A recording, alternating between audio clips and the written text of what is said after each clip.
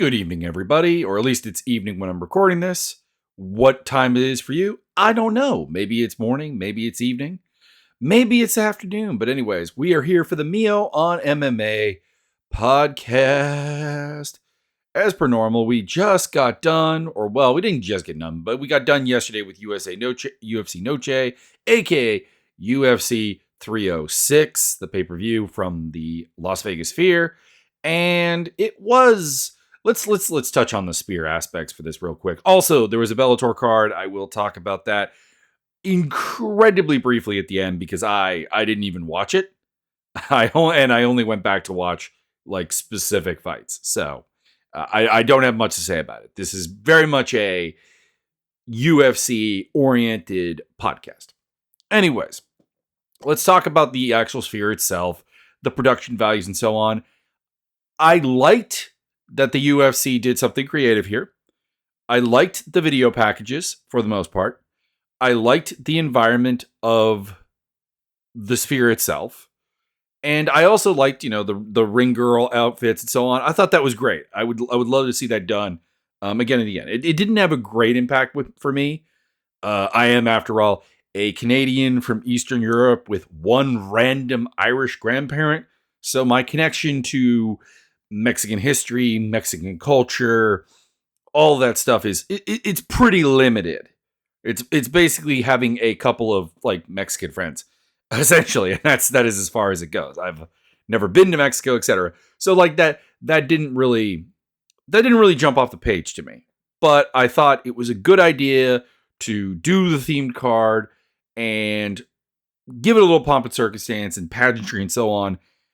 However, I do think it fell a little short on like pay-per-view because I'm sure, and I've heard this from podcasts that had people there, MMA reporters and so on, being very, very nice, using all the flowery language. And of course, Daniel Cormier, John Anik, Joe Rogan were incredibly complimentary of the Sphere as a venue and how awesome the whole thing was. And I believe them. I don't believe that that's a paid op or anything like that. I believe them. I just think that this is something that, unfortunately, for someone in my shoes who does not have the finances to fly out to Las Vegas, get a ticket to a Sphere show, stay in Vegas long enough to make it worth the trip. It's just not something I'm personally going to be able to realistically enjoy at any point. So that does take it away from me, but I still appreciate it, even if I do think that this is to a degree the UFC kind of showing off as they head into negotiations for TV rights and ideally for them getting more money out of ESPN or somebody else. I know Amazon has been in the picture. There's been some other talks. I don't know. I really do think it's probably Amazon or ESPN. I think those are really the only two that are going to put the type of money behind it that would lead to winning the bidding. But there's that. I will say the card struggles because the end of the card was not very good. We're going to talk about the main event and the co-main event first. And those were kind of the letdown fights towards the end. But prior to that, this card was pretty baller. I'm looking at this card and I'm we had Diego Lopez, Brian Ortega. We had Esteban Ribovic versus Daniel Zellhuber, which I think is getting a little too much love because it's being talked about as a fight of the year, contender. I could see it being a candidate. Don't get me wrong. You got to fill out the ballot sort of thing. But realistically, Max Holloway, Justin Gaethje's got that, pretty sewn up. So I think that's maybe a little bit overdone. Rolando Rodriguez versus Ode Osborne. That was pretty good as well. Norma Dumont versus Irene Aldana was pretty good as well. Ignacio Bahamondes, Manuel Torres. That was good. Ketlin Souza versus Yasmin Howergui was good. And Joshua Van versus Edgar Shires was very good. So outside of the main event and the co-main event, the only fight that I would kind of say I'm not going to watch again, except for how should I put this?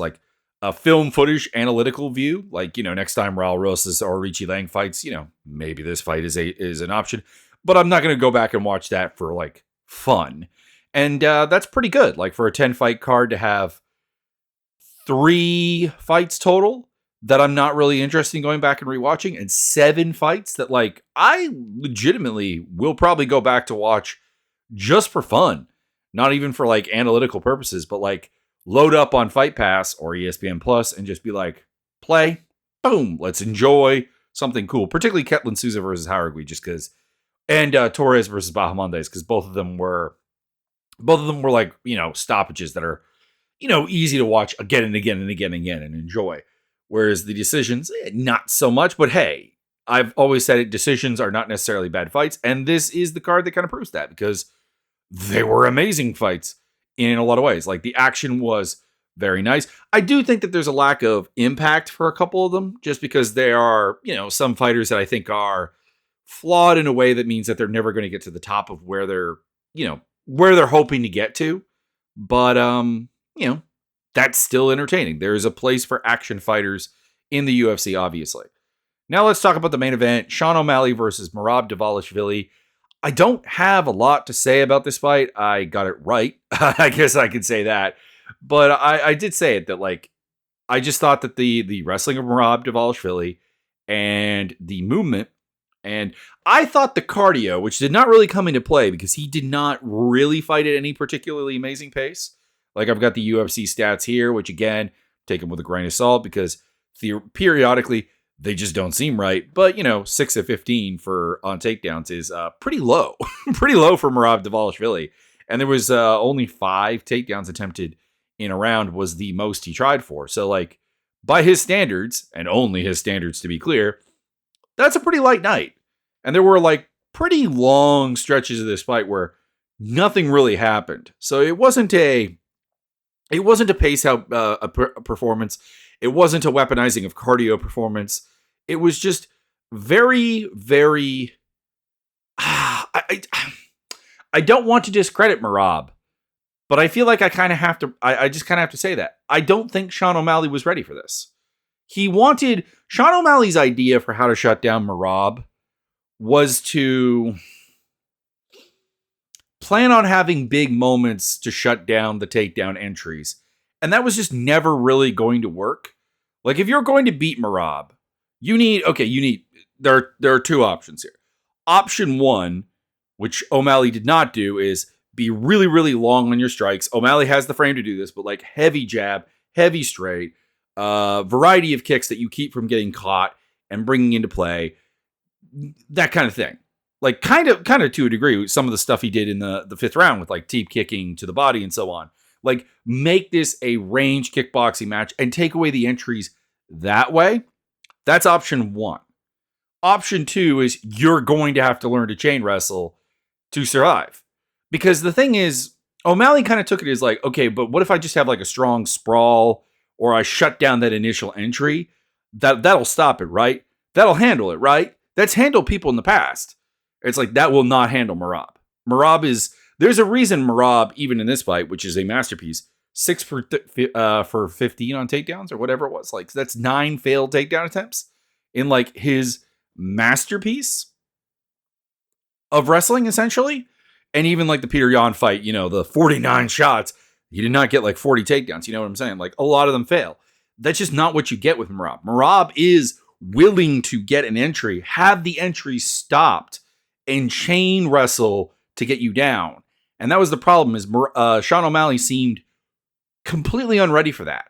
And like, I'm going to give credit to Merab, because Merab is Merab. He did this and he brought it out. But like, it felt like watching this that I wasn't impressed with Merab's game plan or technique in a way that I wasn't before. It wasn't a crowning moment for him the way it is for some champions. It was a dethroning of O'Malley in the way that it has been for some champions. Like, it's not a unique or new notion.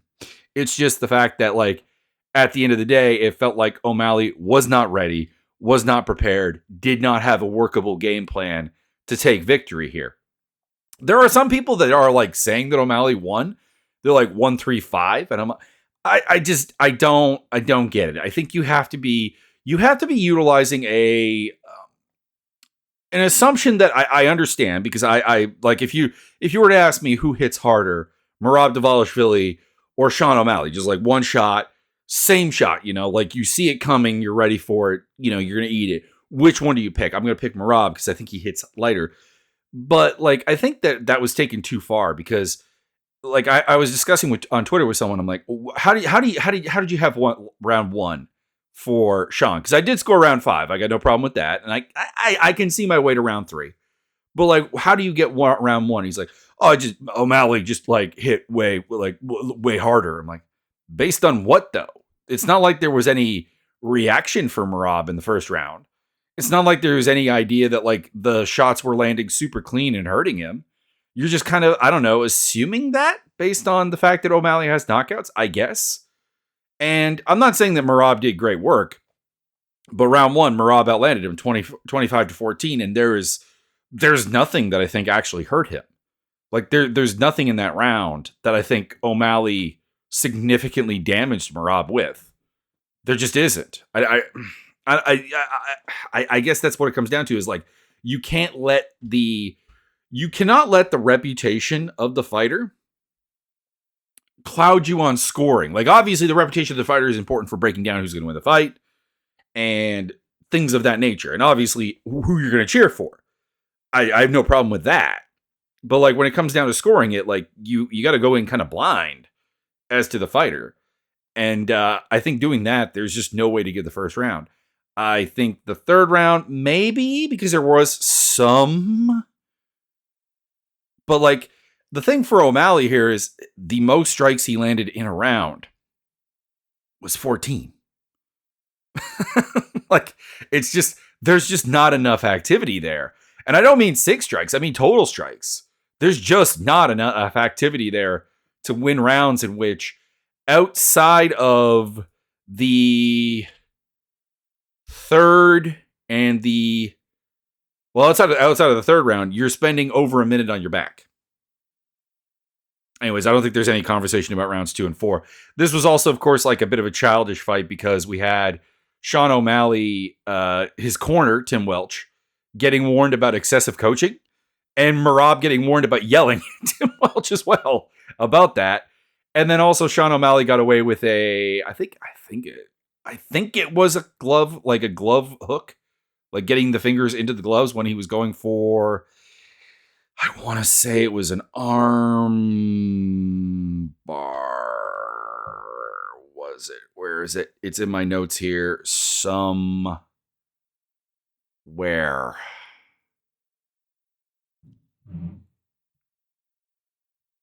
There it is. Yeah, it's in the second round. Merab gets on top, gets caught in a triangle attempt.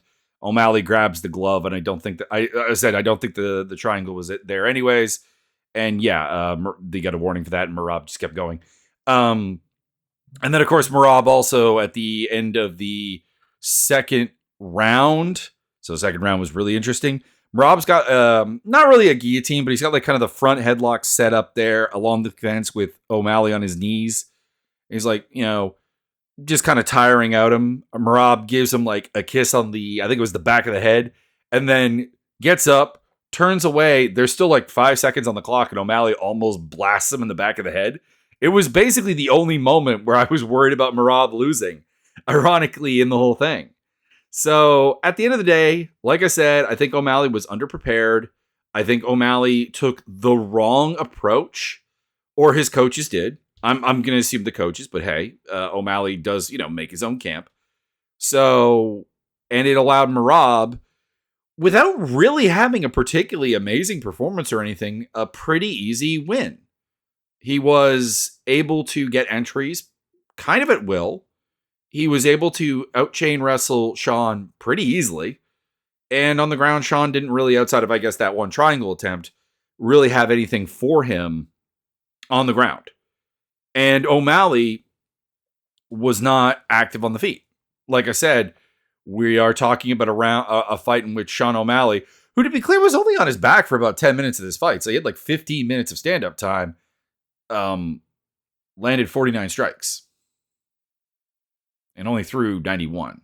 So not enough ideas. And I a lot of people were talking about like, oh, well, this will be rematched at some point because I guess O'Malley is the chosen one. They really want to make not a star out of him, but they want to profit off of him as much as they can. I don't know. I'm just not interested in seeing this fight ever again. That's just what it comes down to. As for what's next, I mean, Umar Nurmagomedov is the obvious option for Merab. It's probably going to be the title shot. He kind of downplayed it a little bit after the fight, but I think he's really just kind of going to try to leverage his champion status into some kind of contract. I don't see him running away from the fight. And there's a couple of people who were like, how would Umar get a title shot? Like, he beat Corey Sandhagen.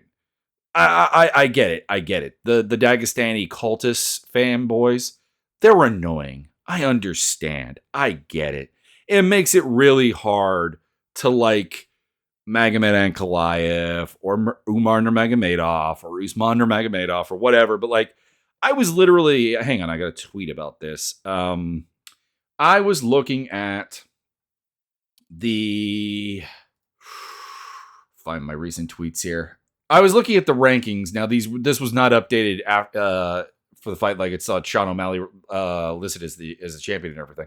But oh,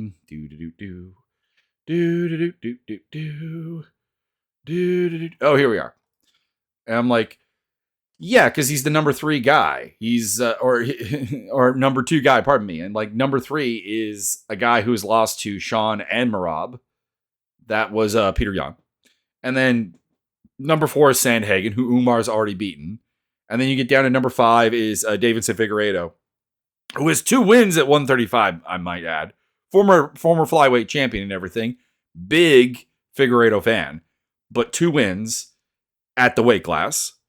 And then you're down to number 6 with somebody who has lost to Merab. I think that's Henry Cejudo. I should have wrote down the names. I just got the numbers here. But like Henry Cejudo. And then you get down to like number 7, who's lost to Sean and Sandhagen. Like, it doesn't, that's Cheeto. It doesn't work. There is no one else. There is no one else. This is one of those few times where, like, you can say, well, it is not exactly amazing that Umar is getting a title shot off of essentially one win, the Sandhagen win, because nothing else he's really done is, ranked title contender, worthy. I think that's fair to say. But there is nobody else. Like, there is nobody else with even like a remotely comparative resume. So that's where you go with that. And for O'Malley, you could do Henry Cejudo. They could do cringe trash talk and have fun. But I would prefer Corey Sandhagen because that's a fight I really, really, really want to see. And I've wanted to see for like a long time. And then we had the Alexa Grasso defending her title against Valentina Shevchenko for the 3rd time. Officially, I think every judge gave every round to Valentina. I could be mistaken. Yep. 50-45 across the board. Now, I did give Grasso 1 round, to be clear. It was the 2nd round because Valentina did very, very little in the round. Like, she had a lot of top control, don't get me wrong. Like, she had 3 minutes and 57 seconds of top control, but she also only landed 2 significant strikes, or 3 significant strikes in 29 total. Got hit 41 times. Like, she got outstruck, and Grasso had some like reasonably active submission attempts. There was an omoplata there. There was, going for the arm a couple times for an arm bar and trying to do some things. Don't get me wrong, nothing terribly close to like winning the fight or anything, but it was just enough like that we aren't supposed to score control. It's supposed to be a damage, effective striking, and effective grappling. And I thought Grasso had the effective grappling. She was on bottom, but just being on bottom does not necessarily mean you cannot win a round. Now, to be clear, that's the only round I thought she could possibly win. So my scorecard was 49-46 Shevchenko. So I'm not protesting the result in any way, shape, or form. And I thought Grasso looked quite poor. Again, kind of like Merab winning, although I'm going to give more credit to Shevchenko here for a second. But like, I do think Grasso just kind of, like O'Malley, kind of crapped the bed. Just the things that worked for Grasso previously just didn't seem to be in her game. She didn't seem to have any ability to force the fight into her wheelhouse. And even when she was behind, I was just like, come on, I need some aggression. I need some violence. I need, you like by the fourth round, it's like you're down 3 rounds to nothing. Probably. I have you down 2 rounds to 1, and I had the most friendly Grasso scorecard. The fact that there was no change up to getting like aggressive and forceful was a bit of a problem. So that was a bit of a disappointing one. And then for Valentina, she pared her game down to what worked. She made technical, safe takedowns a priority and got them pretty easily. And she emphasized her range striking when the takedowns weren't available. She came up with like the balance of the 2 games that I thought she could honestly win with. And I assume you listened to my predictions before this. But yeah, that I called that the advantages Shevchenko has is the ability to wrestle when she wants to safely and doesn't go for head and arm throws and give up her back and stuff. And that her range game, the outside kickboxing game, was something that she did better than Grasso in the first 2 fights. She needed to emphasize those 2 options. She did. She took the middle ground away from Grasso as an option, or Grasso failed to be able to get it there. That's, I guess, the other option. And she went 8 for 12 on her takedowns and did a fantastic job. Had 16 minutes and 4 seconds of top control time, which I believe is the second highest we have ever seen in women's MMA history in the UFC. Because I was looking this up. Weili Zhang had more against Amanda Lemos, but that I think is probably about it. So congratulations to Valentina. She's got the title again. Will we see a 4th fight? I mean, I could see it at some point. There's a lot of people poo-pooing the idea because, and I get it. I'm kind of worried about Grasso because the second fight was like the first fight was her actually kind of doing the exact right things, like not necessarily winning every exchange or anything. Like I had her losing before she choked Valentina, but somebody who clearly had come up with ideas to defeat what Valentina wants to do. And then in the second fight, a lot of that kind of went away, got a little too fancy with some ideas. And then this time, she seemed completely unable to deal with just like kind of a way more basic pared down version of Valentina, but one that she should have been preparing for. So that's disappointing. Now, to be clear, Grasso still has a great future in front of her. She is 31 years old. She's got time. She's even got some development time. But this could be like the problem of having your family be your coach. It complicates everything and prevents you from actually being able to change much. So in terms of next fights, I have got Valentina versus Menefiro, who weighed in as the backup for this fight, for this title fight, has earned a title shot, I think, unequivocally. So let that happen. And for Grasso, I have the winner of Thug Rose and Aaron Blanchfield as the most likely option because it keeps her in the title picture without being like with the immediate challengers. Keep her away from like an Natalia Silva because I want to see Silva do some good things, and putting her in that fight is it feels too early. And then, like I said, we had Brian Ortega versus Diego Lopez, and Diego Lopez beat that man's butt. Oh my Lord. I should have stuck with my initial pick. If you remember back in the day when this fight was originally booked, I was all over the Lopez hype train. And then I cooled off on it a little bit. I'm like, it's not really there. But yeah, no, he gave Ortega the beat down here. The numbers don't do this justice because he only landed him like 34-21, 22-16, and 57-32. So like that doesn't seem nearly that impressive. But no, there was not a moment that I thought Ortega was in on this fight, to be honest. Like he couldn't find even takedown opportunities. He was just 0 for 2. And he could not find success on the feet at all. He was trapped just getting blasted here by Diego Lopez. Even got 10-8'd in the first round on Judge Michael Bell's scorecard, and I do not think that is a problem. There is a 10-8 round later on that we're going to get to that I think is actually a problem, but not this fight. Diego Lopez went out there and did the violent thing. And The problem, I guess, for Lopez, at least from my standpoint, is I'm not really sure if this changed my mind. Don't get me wrong, I picked Brian Ortega to win this fight. So obviously, I was wrong on the picks, and obviously Lopez delivered beyond what I was expecting. Like that is state that, put that in there, wrap it up in a bow, boom, there you go. The only problem is that Brian Ortega is kind of a very, very unique, opportunistic featherweight.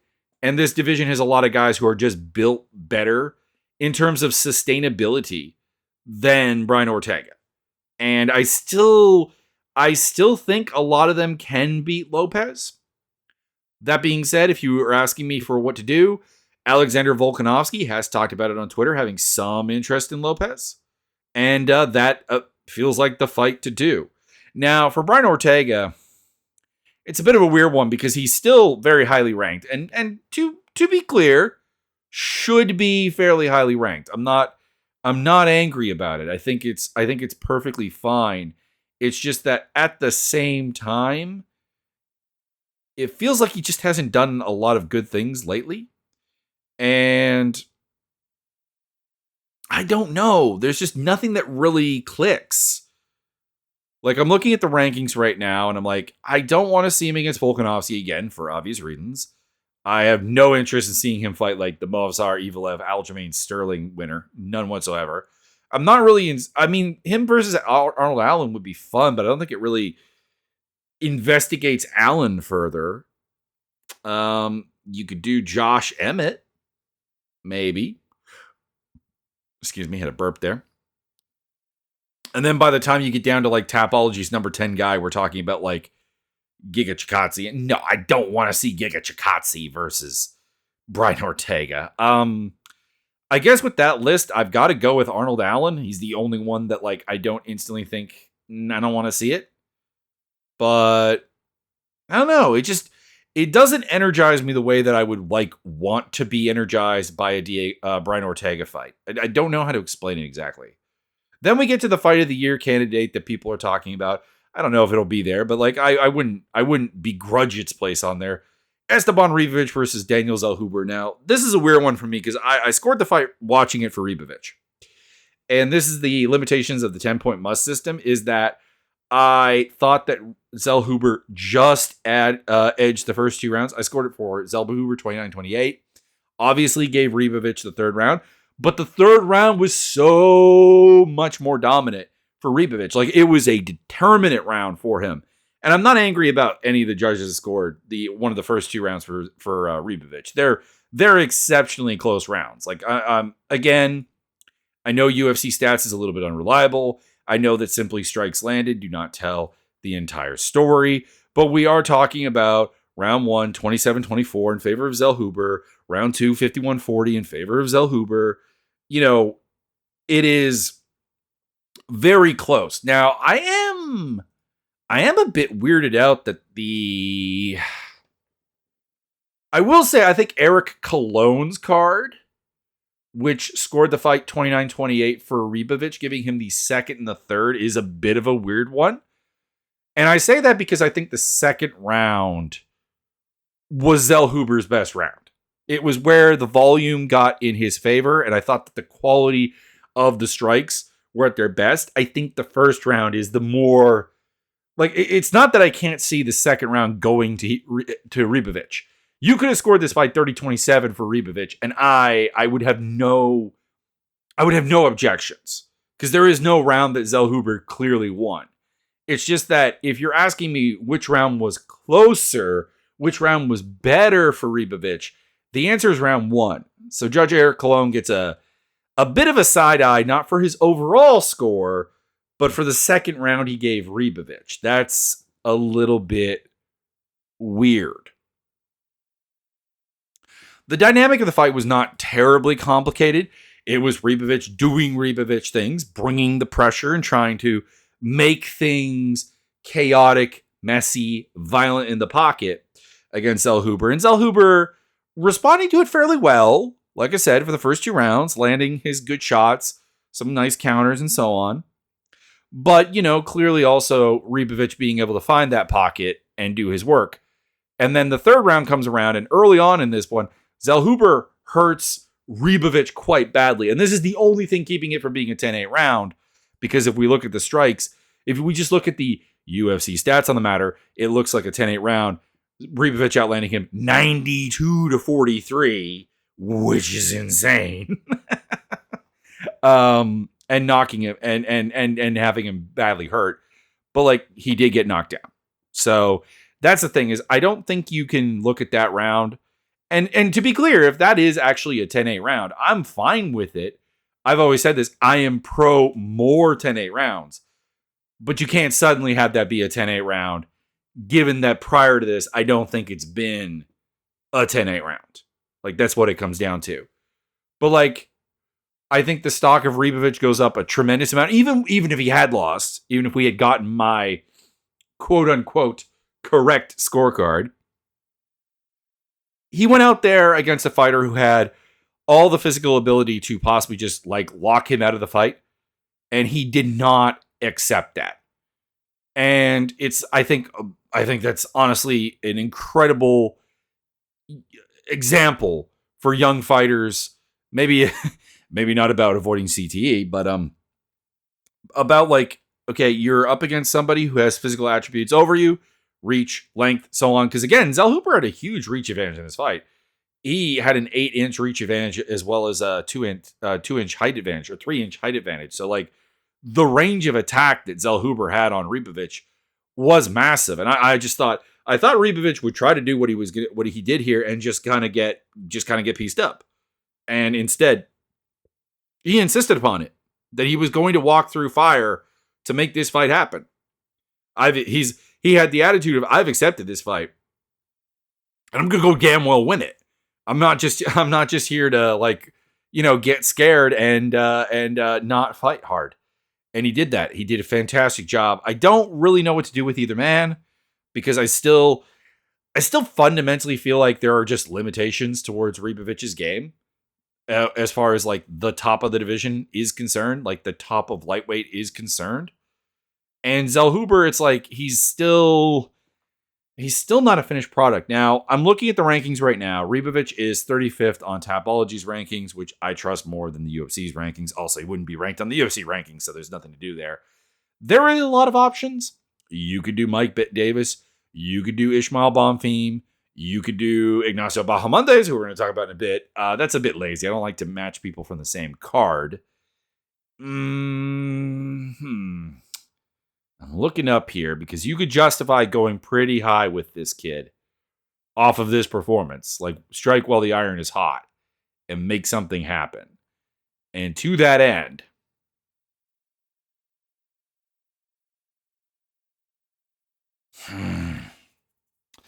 there's nothing singing to me is the problem. There's not that, like, pick me fight really here. But you could do Nasrat. Okay, Nasrat Haqparast is a known commodity on a 4-fight winning streak. You could do that. Put those two together. Let them dance. And I think it's also a pretty good fight. And then for Zellhuber, I think probably some time off because that dude was out on his feet a couple of times in this fight. But if you want to get him back in there quickly, again, I'm not recommending that. I don't think that's a good idea. I think he should have a break. I think he should have a rest. But you could do Ellsbrenner. You could do the loser of Rafa Garcia, Grant Dawson. You could do Nazim Sadikov, maybe. Like, these are all options. There are plenty of dance partners that make sense for him at this point. He's got amazing upside. I just need him to put together some things. Rolando Rodriguez versus Ode Osborne. Okay, so here's the 10-8 round we need to complain about. I did not score 10-8 round in this fight, and I don't have a problem with there being 10-8 rounds. It's just that if there is going to be a 10-8 round, it has to be the first round for Ode Osborne. Ode Osborne was actually working a really good jab, low kick, body kick game. He was doing the damage. Rodriguez tries to charge into him, but he gets rocked pretty badly. He ends up on the ground. Ode Osborne is on top of him. Ode goes for a triangle. He locks it up. Rodriguez does manage to roll into top position, but he is in the triangle. It is deep. This is the best submission we had probably all night outside of I don't even think that there's really going to be an exception here, but like this was deep. For a change, I was with Joe Rogan when he was like, "Oh my god!" Well, I guess the Ketlin Souza Yasmin Howard we won. I forgot that was a submission and not a knockout. It was really it was a club and sub, but he was very very deep and he looked out. He looked out. O'Day was giving him elbows from his back, looking to snag a cut. This was a dominant round. Now, I scored a 10-9 because Rodriguez finished the round pretty solidly. He got some ground and pound going. And when he recovered from the rocking / the choke, he was able to, win the last minute of the round or so. But like, no, like that's the 10-8 round, I think, in general. Now, don't get me wrong. Osborne had a great second round, which is the one that they gave a 10-8 in. He was able to get a takedown, get caught in a guillotine, but get out of it. The guillotine wasn't nearly as deep as the triangle choke. And get some top position and largely land some pretty good ground and pound. It was like it's probably the best round of Rolando Rodriguez's UFC run. Probably. And O'Day looking just tired, looking gassed out, and unable to do some things. I know. It's a 29-6 strike differential. It's great. 4 minutes of top control. But like, O'Day was closer to ending the fight with the guillotine than anything Rolando did. And Rolando's ground and pound was not particularly impressive. I don't know why this was a 10-8 round. I gave it to Rolando very, very easily. And if you want to make that a 10-8 round, sure, but then 10-8 in first round has to be the case. Like, that's the problem. And then the third round comes around. Rodriguez failing with some takedowns. O'Day landing some shots. Even staggers Rodriguez at one point. It's very clear that both men have a lot of work to do. Let's put it that way. Rodriguez in the skill department. O'Day with getting some goddamn cardio. And Rodriguez just keeps forcing the action. He's like, you're tired. I'm going to make you use up more energy. I'm going to exhaust you. I'm going to get this done. And he does manage to, O'Day shoots, can't get the takedown, get some wall control time, but that's not nothing. Or that is nothing, I should say. Big overhand for Lazy Boy Rodriguez. After the break, O'Day shoots in, gets a takedown. Rodriguez threatens a Kimura, scrambles, gets to his feet.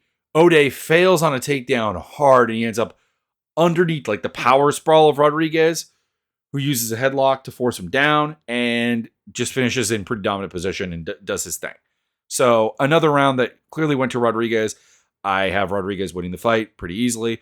I will say that this does very little to actually address my concerns about O'Day or about either guy, actually. For Lazy Boy, I just think that for flyweight, he has the wrong kind of athleticism.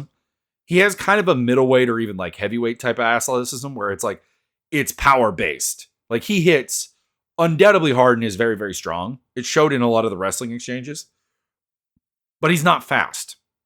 And that got him pieced up a fair bit in this fight by O'Day Osborne, who, if he had cardio and gas, probably would have picked up the win here. But he faded badly down the stretch, and Lazy Boy took the win. Irina Aldana versus Norma Dumont, I do not have a lot to say. Aldana got pieced up. She got cut open in a ridiculously bad way, and Dumont got a very dominant win in a fight that I don't think anyone really saw as being like kind of this one-sided. Now, I'm going to say it. The commentary I thought was a little bit off in the first round because while Dumont was winning, I want to make that clear. Like we're talking about a fight that, according to UFC stats, for what UFC stats happens to be worth, which is not a lot. Again, we had round one being 32-12 in terms of strikes landed. But they were making it seem like Aldana literally had nothing. Like it was the one time where the commentary kind of got an idea in its head that it would not let go of. It would not relax, that the idea that like Aldana's pressure had some successful offense. Like she was getting her butt kicked, but like, I don't know. They were just treating it like there was no way out of it. Now, and in fairness, there kind of is, because like the worry I had right out the bat is watching that first round is I'm like, Irene Aldana's footwork is not cutting off the cage. It's not looking good. She doesn't look fast. She doesn't look like she has pop. she looks like she's outmatched by Dumas. And I do not trust her to fix that. I don't think she has the skill set or the physicality to like turn it up to the next notch. So when that wasn't happening, I'm like, this is going to be a long, prolonged butt kicking, and it was. So congratulations, Norma Dumas. She is in title contention. She's not going to get a title shot because you got the Penne versus Pennington fight to get through, which I do enjoy that she is shitting on Penne about Juliana Pena about that. And then, of course, you got Kayla Harrison doing her thing. Who's Kayla Harrison fighting again? I am completely blanking on who Kayla Harrison's fighting. I know that she's got a fight booked against somebody, and I'm blanking on it, and I feel bad about it. And it is, it's Ketlin Vieira. Ketlin Vieira. So for Dumas, I don't really know what you do because everybody's just kind of tied up. Because, like, according to Tapology, she just beat the number 6 girl in the division, Irina Aldana. What are you going to do? Have her fight Macy Chiasson? That seems like a waste. I guess she could fight Myra. No, Myra Benasilva's on like a 2-fight losing skid. You can't do that. I don't know. I've got nothing. And for Aldana, I don't know. It just feels like she's kind of at the end of the rope here. This was not a good performance by her. Like, as much as Dumas did well, and I appreciate that, this was about Aldana's like limitations as a fighter. And then talking about limitations as a fighter, Manuel Torres just kind of walked in with his hands down and got rocked twice by Ignacio Bahamondes, like with the same shot, and just absolutely got wrecked. It was pretty bad. It was pretty bad. It was not surprising because Manuel Torres is always kind of like that. There is a significant limitation to what he can do if he runs up against like anyone who's a good athlete who isn't going to panic when it's like, oh my God, I hit this guy with a good shot and he's still coming. What do I do? Bahamondes was just like, I hit him again. I do the same thing again. There were some moments where like, Bahamondes was flustered by Torres, but like this was a beatdown. This was a technical fighter against a brawler who just doesn't have like UFC upside. Don't get me wrong, action fighter, fun. He'll do some things, but like in terms of like talking about top 25, top 35 in the world, at lightweight, he doesn't have it. Yasmin Hauergui had some success early against Ketlin Souza and then got rocked and then got choked out. I don't have much else to say other than like obviously for Hauergui, this is a massive problem because this kind of happened against Denise Gomes as well. I don't think it's that she has a particularly like bad chin or anything. It's that her defense early in the fight is just really bad. And if you're going to get away with that, you kind of need the inhuman durability of like the legends of durability. And she does not have that. So she gets a loss to Ketlin Souza, and that is not good. I don't know what this means for Ketlin Souza, to be honest. Like, she has veteran savvy and a reasonably well-rounded game or whatever, but like, I just think that she's thoroughly limited to like not even this level. And it sounds weird because like I'm saying she did a great job, being calm and landing the big shot, but it just doesn't really work out all that well. Edgar Chairez's height and reach was proving to be a bit of an issue for Joshua Van early on in their fight, but Van came back and won the second and the third round, getting things going, both of them hurt each other pretty badly in the second round. The second round was a treat. If you've not watched this fight, go back and watch the second round at the very least. It is violence and destruction, and Van adapting his combinations to being a little bit better. Like, I think that was the hallmark right there, is that Chairez came out winning early, but he didn't have anything past that. Like, there weren't going to be the adjustments for Edgar Chairez that there are for Joshua Van. And that was, part of the reason why I picked Van. He builds as the fight goes on. He becomes more effective, more and more effective. Landed 101 significant strikes in the second round. By the way, I'm not seeing anyone calling for this to be a 10-8 round, which is weird. Going back to the 10-8 round with Ribovic versus Zellhuber-Talk, Van outlanded Chairez worse. Now, to be clear, I don't think he hurt him as bad. Like, I think Ribovic had Zellhuber out on his feet, and I don't think that was ever the case for Shirez. But realistically speaking, Shirez did less than Zellhuber in terms of hurting Van, and got hurt almost as bad and got hit even more. So I feel like if you're going to be consistent, you got to be calling for this to be a 10-8 as well. And then basically Shirez just kind of got locked out in the third round, got taken down in control for like 2 minutes of the round. So Joshua Van doing fantastic work, continues to be one of many like bright prospects at flyweight that I'm actually really, really, really looking forward to what they can do. And as for what to do with him next, I mean, the problem is that he did get knocked out by Charles Johnson. So we know there are some possibilities and problems. So what do I do with them?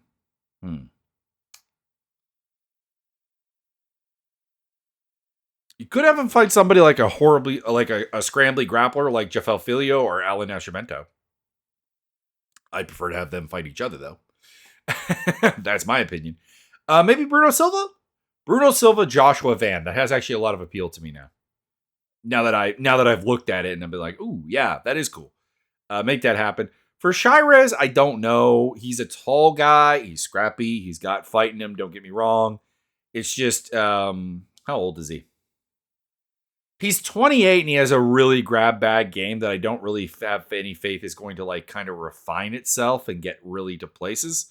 So he just kind of feels like a guy you put in there with guys coming up Contender Series to give them like a test and like be like, all right, do you actually like have something for this division? Raul Rosas Jr. versus Arichi Lang, like I said, was pretty dull. Rosas had a solid first round, got the job done, got some top control time, which is what he needs to make it work. Now, you know what? I'm going to say some nice things. Rosas was patient and reserved in this fight, something he had previously not been. So that is good. He was thoughtful and chose his entries to get takedowns a lot better than he historically has. And he had a dominant first round. He had a dominant third round. And in the second round, he kind of got stuck kind of more or less exchanging with Arichi Lang on the feet. Went 0 for 3 on takedowns, and that probably went to Arichi Lang. Although, even on the feet, it's not like Arichi Lang like took it to him. They landed the same number of strikes. I just think Arichi Lang's were a little cleaner, a little bit more impactful. That is it. So I don't agree with Rosas being like, I'm going to be like a ranked fighter really, really soon. I'm going to be a champion. I'm going to be retired by 25. Like, that's all ridiculous. That's all insanely ridiculous. But he went out there and he showed a more considerate version of himself, which he's going to need long term. That's good. But like, the stand-up still needs work. The wrestling still needs work. There's a lot to work on. But I mean, also, that being said, I hear the voices now. He's only 19. Yes, he is only 19. He's got plenty of time to improve. We are talking about a kid who has probably like 6 to 7 years of improvements. But on a normal cycle, like he can get better. It's just I'm just saying he does need to get better. That's all. And there's never really a guarantee on that. And then over in the Bellator ranks, we had Leah McCourt versus Sarah Collins as the main event. Sarah Collins rocked McCourt, got a rear naked choke. That was cool. That was dope. Leah McCourt, let's just say that there are some things behind the scenes that make her seem like not amazing. I saw that Simeon Powell won a split decision against Havel Xavier. I did not go back to watch that. But I did go back to watch Luke Traynor get a rear naked choke over Laureanis Urbanvicius, which was pretty cool. I do think Luke Traynor's pretty good. Marty Casey beat Tim Wilde. Did not check that out. I'm assuming it's a DAKSA classic. By the way, DAKSA, who of course is the famous UFC fighter that everyone is always shocked goes for takedowns, even though he always does that. I just feel like I got to tie that back in. Valentina Shevchenko going for takedowns again surprised Joe Rogan to no end, which is it's hilarious that this guy is supposed to be like an amazing expert, and he is stunned about somebody who, routinely goes for takedowns. Like, I'm kind of curious here. Valentina Shevchenko takedown numbers in the UFC. Let's see here. Takedowns.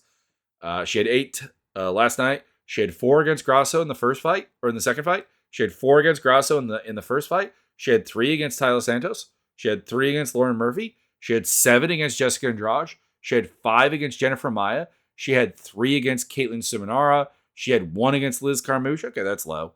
She had 2 against Jessica Ai and finished her in the second round. She had 5 against Joanna Jacek, 2 against Priscilla Cachoeira, well destroying her as well.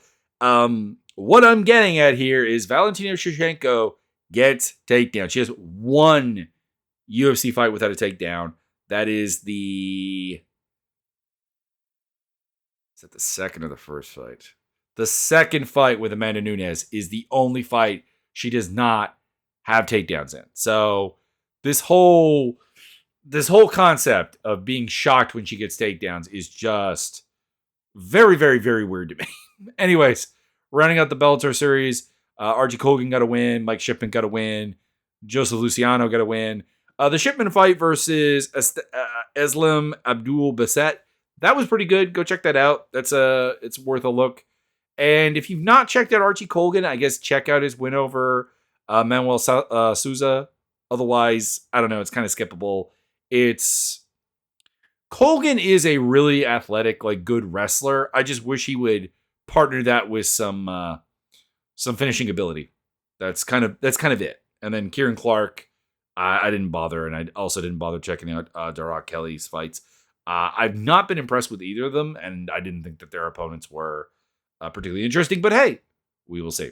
Anyways, that is all. Check out the links down below. Social medias, my video gaming stuff. I'm also doing commentary for a sim racing community called Evolution Racing Academy. And of course, I got my ESR stuff as well, also in that line. But so if you enjoy hearing my voice talk about fights, and you think you would enjoy hearing my voice talk about sim racing, that's the place for you. Anyways, and oh yes, the Discord MMA Simulator. I will see you next time, trying a new format that hopefully will sound better on Spotify.